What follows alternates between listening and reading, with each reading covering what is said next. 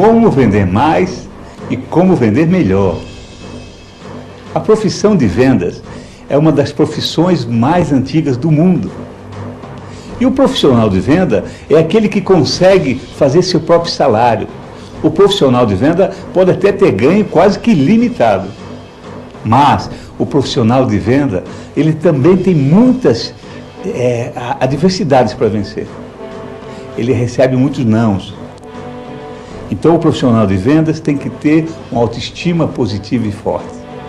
O profissional de vendas, como ninguém, precisa saber vencer as adversidades e ser o seu próprio gerente. E hoje nós vamos falar de alguns roteiros, de algumas técnicas que podem fazer você superar todas as adversidades. Eu sou o Daniel Godry e este é o programa Desenvolvendo Talentos.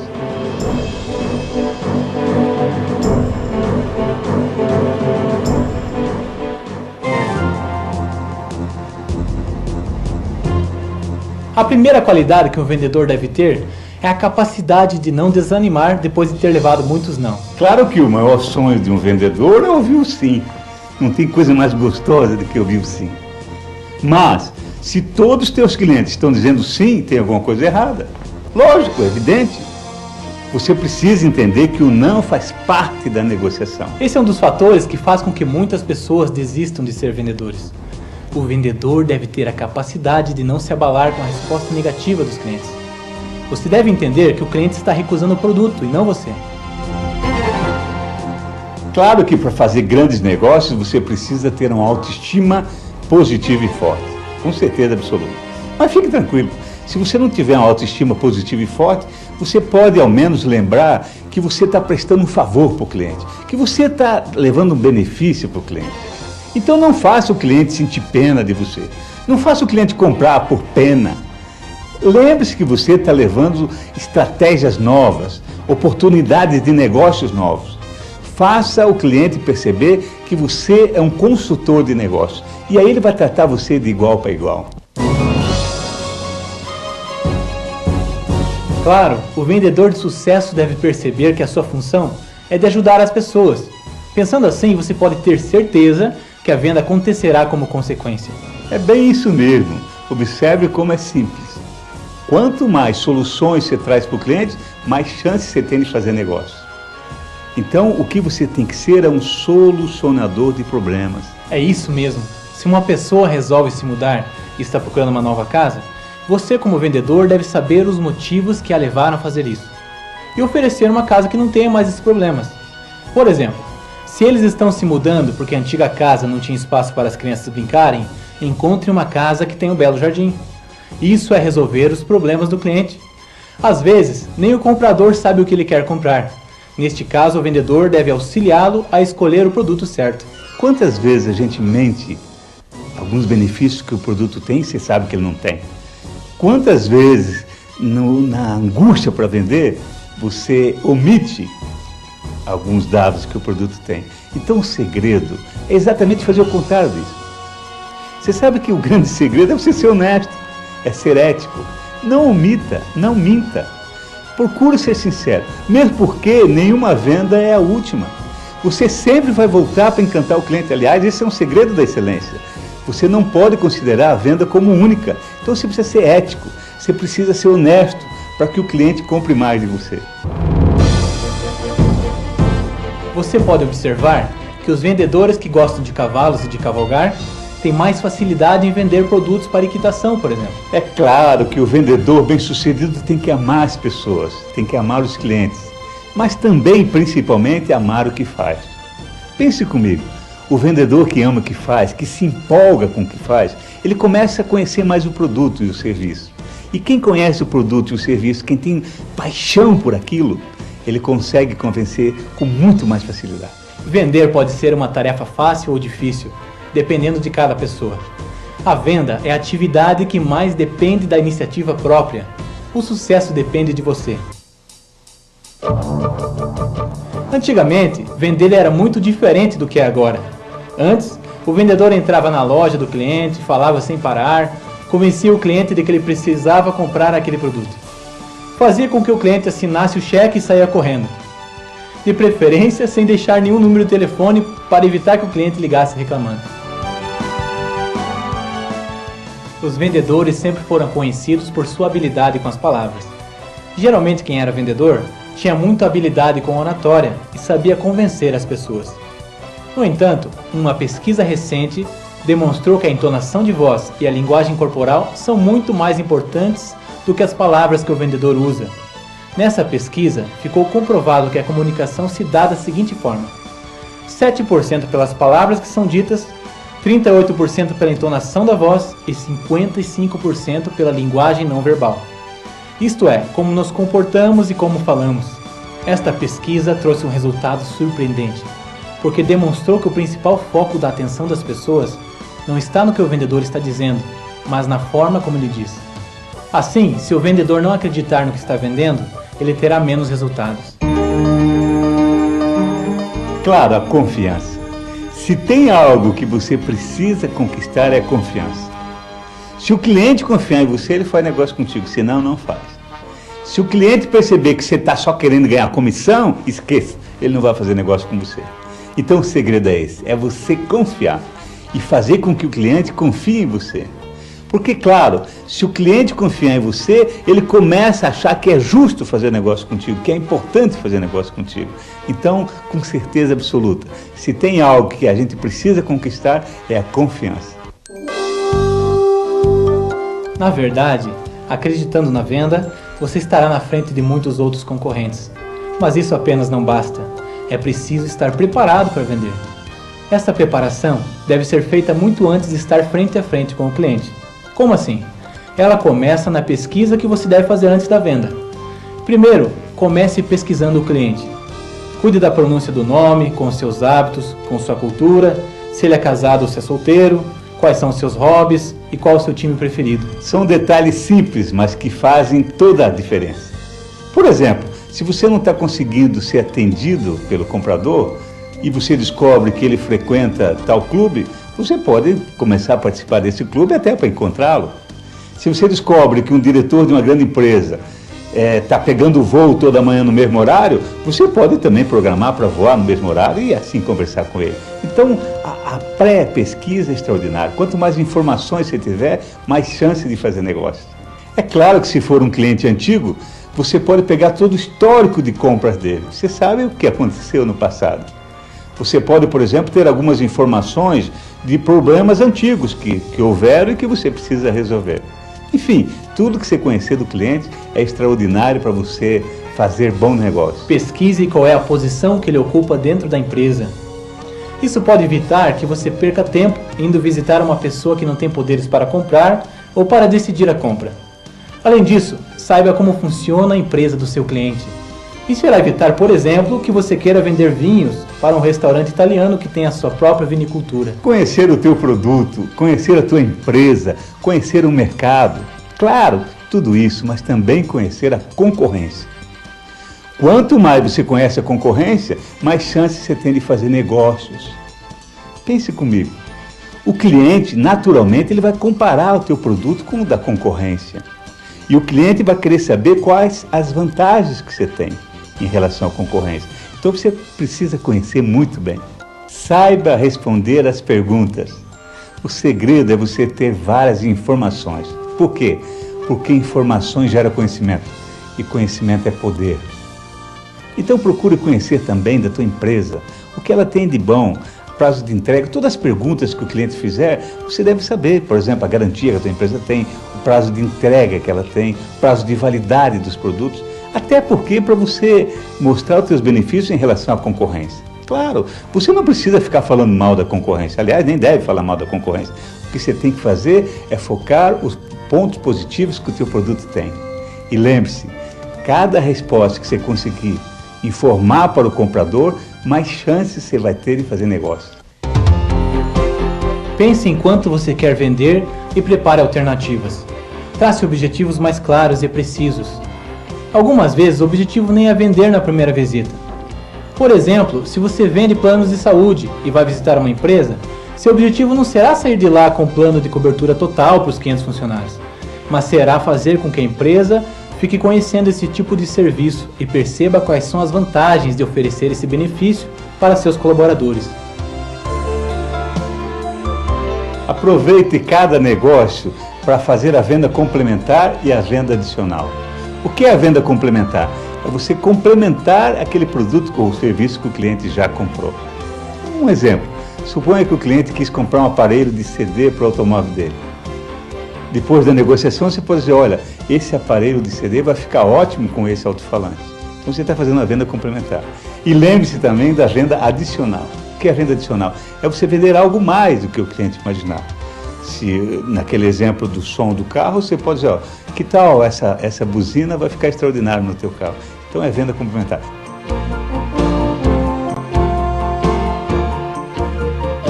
Mas tem mais ainda. Dá para você aproveitar o mesmo negócio, depois de você vender bem para o cliente e deixar o cliente satisfeito, pedir referências. Referências de um cliente satisfeito vale ouro. Acredite, cada referência que o cliente dá vale ouro. Solicite referências. Já outro ponto muito importante da venda é que o cliente só irá comprar algo se isto resultar em algum benefício. Coloque o seu foco no cliente, o que ele precisa e o que ele irá ganhar com a compra. Porque aquilo que eu acho importante nem sempre é importante para o cliente. Para saber quais são os benefícios que o cliente acha importante ou procura no produto ou no serviço, pergunte a ele e deixe-o falar. Ouvir o cliente supera a mais cara pesquisa. Se você quer ser um vendedor extraordinário, comece a escutar mais. Quanto mais você ouve o cliente, mais chances você tem de mostrar os benefícios. Claro, porque um benefício que para você é interessante, para o cliente pode não ser. Vou te dar um exemplo. Suponha que você trabalha no hospital e você foi treinado para dizer para os clientes todos os benefícios que o hospital tem. Suponha que chega um cliente lá infartado.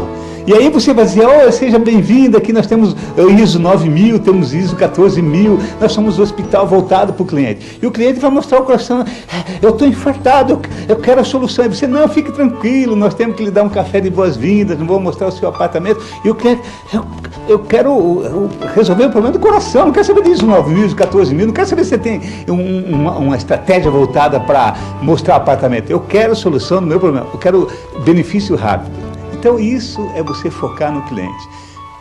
Pense sempre que Deus nos deu 2 ouvidos e uma boca, exatamente para ouvir muito mais do que falar. Você sabe o que são características e o que são benefícios do produto? Características são descrições naturais do produto, enquanto benefícios são valores que se agregam ao produto. Por exemplo, não adianta ficar dizendo para o cliente que uma máquina é eficiente. Isso não diz quase nada. É preciso explicar o porquê. Observe como são feitas as propagandas de máquinas de lavar. Ninguém aparece dizendo que a máquina possui tantos watts de potência ou que lava X quilos de roupa em tanto tempo. Não. Mas eles falam que a dona de casa terá mais tempo para ver os seus filhos crescerem, para passear com o marido e cuidar de si mesma. Lembre-se sempre de convencer o cliente. Claro, porque o cliente às vezes fica em dúvida. Por que ele vai comprar essa marca e não aquela? Será que ele precisa comprar mesmo? Quanto maior o valor do bem ou do serviço, mais o cliente fica em dúvida. Então convence o cliente. O cliente precisa ser convencido a fazer o negócio contigo. E lembre-se, se tiver o cliente junto com a esposa, por exemplo, comprando um imóvel, comprando um automóvel, comprando uma roupa, lembre-se que a esposa tem uma influência extraordinária. Procure convencer os dois, porque se você convencer só o marido e a esposa não concordar, esqueça, você não vai conseguir vender. Então convença o cliente. Lembre-se de que o cliente precisa dizer sim. E às vezes ele precisa de um empurrãozinho, vamos dizer assim, para vencer aquele medo. E existem 4 ações para isso. Comprove tudo o que você disser. Apresente pessoas que já compraram esse produto ou utilizaram esse serviço. Fundamente seu preço. Tire o medo que o cliente tem de comprar. Vamos ver agora cada uma dessas etapas separadamente. Comprove tudo o que você disser. Não faça afirmações que você não possa sustentar com fatos. Como assim?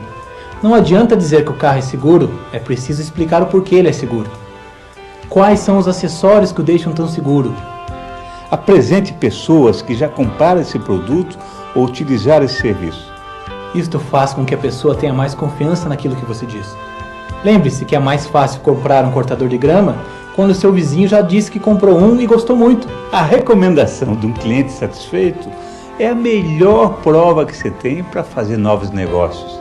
Então peça sempre cartas de referências, por exemplo. Solicite ao cliente satisfeito que ele permita você indicar o nome dele para outro cliente. Quando um cliente satisfeito fala para um outro cliente, ele se torna um vendedor apóstolo para você. O que é o vendedor apóstolo? Vendedor apóstolo é aquele que defende você, que fala do teu produto e diz para o outro, pode comprar que isso é bom. Fundamente seu preço. Uma pesquisa mostrou que apenas 9% dos clientes que deixaram de consumir certos produtos fizeram isso por causa do preço. A maior parte, 68%, deixou pela qualidade do atendimento, 14% pela qualidade do produto e o restante se mudou do local ou morreu. Se tem algo que assusta o vendedor, é o preço. Se tem algo que a gente tem medo de falar, é o preço do produto. Você sabe que a maioria das vezes o vendedor tem mais medo do preço do que o comprador. Quando o comprador questiona o preço, ele quer exatamente informações para fechar negócio. E nós, vendedores, temos medo de falar do preço. Então tente separar preço de valor. Vou te dar um exemplo. Uma peça que tem um preço menor, mas que tem uma durabilidade pequena, ela pode ser muito mais cara do que uma peça que inicialmente tem um preço maior, mas que dura muito mais. Então, tente focar valores. Veja como é. Quando o cliente pergunta quanto custa, o vendedor, em vez de dizer o preço, já vai se desculpando, dizendo que a culpa é da crise, que os impostos estão altos, mas ele nem esperou para ver se o cliente iria reclamar se o preço era bom ou ruim. Então o segredo é que o vendedor precisa se convencer que o preço é justo. Quando o vendedor acredita que o preço é justo, que tem valor, ele consegue fazer bons negócios.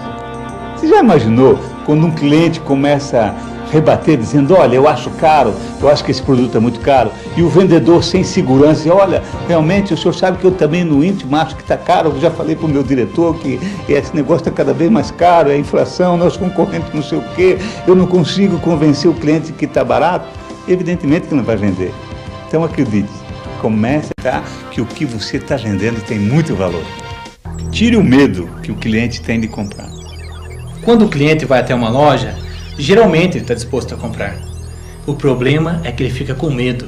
Ele pensa que o produto pode não ser tão bom quanto parece, que ele irá se arrepender de não ter procurado em outras lojas e até que o valor é um pouco alto. Comece a se sentir como cliente. O que você queria ter? Como gostaria de ser atendido?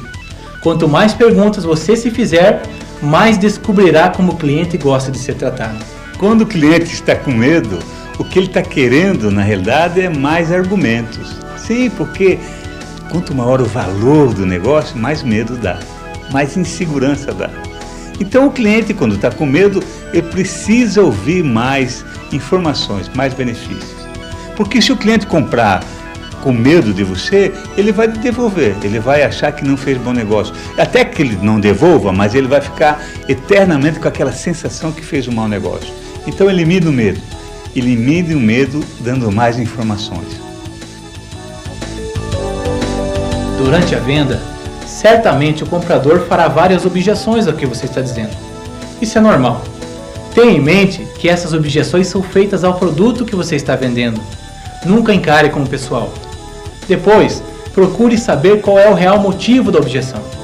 Assim, se o cliente reclamar que a impressora não é boa, pergunte se é pela qualidade ou pelo tempo que leva para imprimir. Se ele disser que é pelo fato dela ser lenta, argumente que isso ocorre para que a impressão seja boa, por exemplo. Saiba vencer as objeções. Objeções são uma bênção. Claro, quando o cliente está dando uma objeção sobre o teu produto, você pode usá-la como trampolim para um argumento de vendas. Eu vou te dar um exemplo que você vai entender melhor. Imagina que você está fornecendo carro forte. Sabe aquele carro de transporte de valores? E suponha que o teu cliente diga, olha, o teu concorrente tem um carro melhor que o teu, mais leve, mais ágil, o teu é muito pesado. Você pode usar isso como argumento a teu favor. Está entendendo isso? Você pode dizer assim, olha, o meu é exatamente mais pesado, o meu é muito mais lerdo, exatamente porque ele é mais forte. Ele tem muito mais camada de aço do que do meu concorrente. Então acredite, objeções pode ser uma grande bênção. Olha que interessante. Uma pesquisa realizada nos Estados Unidos mostrou que 63% de todas as apresentações de venda terminavam sem que o vendedor tivesse perguntado se o cliente queria ou não comprar.